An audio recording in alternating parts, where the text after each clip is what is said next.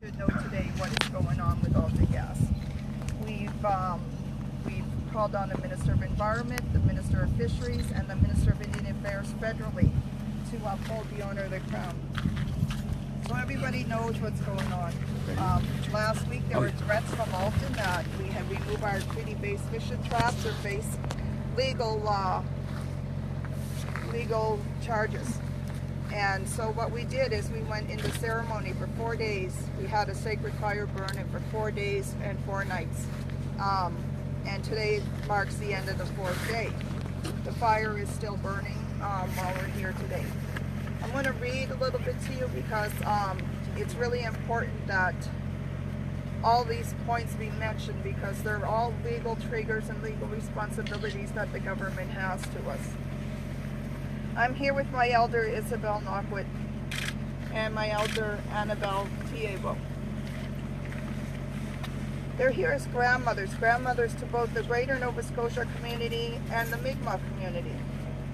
We are treaty beneficiaries of the Mi'kmaq Covenant chain of treaties. The treaties belong to all of us. Our ancestors signed those treaties together. Our fight against Alton is also all of us together. We are Nova Scotians, we are residents, we are fishermen, we are Mi'kmaq communities. We are an amazing, lovable, happy, reconciled family. And when I say reconcile, I do that because many of you may know my elder Isabel Knockwood wrote the book on the residential schools. And reconciliation in this country so far has just been on paper. But here, what we've experienced together over the last couple of years, and especially over the last month, was real reconciliation with our neighbors over our love of our water and our responsibility to protect the water. We have gathered at the truck house along the Shubenacadie River where we continue to fish and continue to keep an eye on Alton. I want to mention that we've been joined from Mi'kmaq people when Alton tried to say they want to sue the Shubenacadie band. I think they have to take a step back and look who's here. We have treaty beneficiaries from all over Atlantic Canada. People from as far away as Boston, Newfoundland, Cape Breton. People have been coming here. The El Sabucto community has been coming here to support us. So this is much, much bigger than one band. And for Alton to try to use those tactics against a small community is,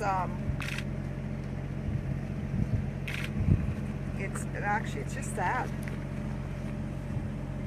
It's very sad that a multi-billion-dollar company with assets,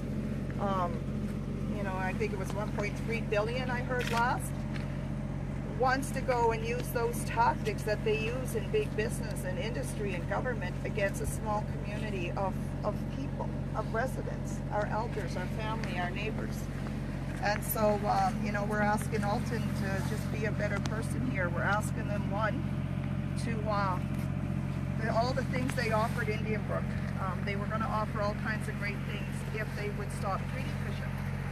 But it wasn't Indian Brook or Shubenacadie's decision to stop treaty fishing. The Indian Act band cannot stop treaty fishing. It's the treaty beneficiaries who stop treaty fishing. But they wanted to offer the community all kinds of incentives or scholarships, education, support for elders, jobs, fair notice when they're going to brine. And also offered that they wouldn't brine till after the court case. And we're calling on Alton now to do all those things anyways. Do all those things anyways as a good neighbor. Don't force Mi'kmaq people that had to go to the Supreme Court of Canada and fight for hundreds of years for our treaty to be recognized. The treaty right for us to go there and fish and put the eel traps in the water. Don't use that as a negotiation tactic against our people. That's wrong. That's wrong. That's bad business, Alton. We're also asking the province and the federal government to step it up a little, step in, One of the areas is the legal processes in Nova Scotia, and the environmental assessment processes are broken. They do not work for anyone.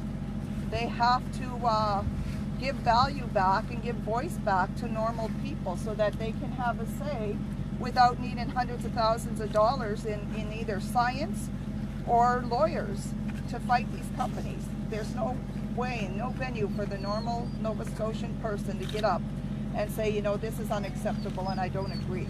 And I'm going to point you to that little house over there, the little white house. When I started here, first hearing about Alton 2 years ago, and don't knock on their doors, they were elderly and upset. But they came home from a trip to Cape Breton one weekend, and their backyard was now a dike like this. That's the first time they knew about Alton. The very first time is when they came home and the construction was being done in their backyard. So this is not a good company. There is not a good environmental assessment process in Nova Scotia. It doesn't work for anyone, and it does not work for Mi'kmaq rights. So environmental assessments do not allow for the consideration of Aboriginal treaty rights and the need and legal obligations that the government and the Crown have in meeting the honor of the Crown, addressing our rights, accommodating our rights, and doing something else so as not to infringe our rights.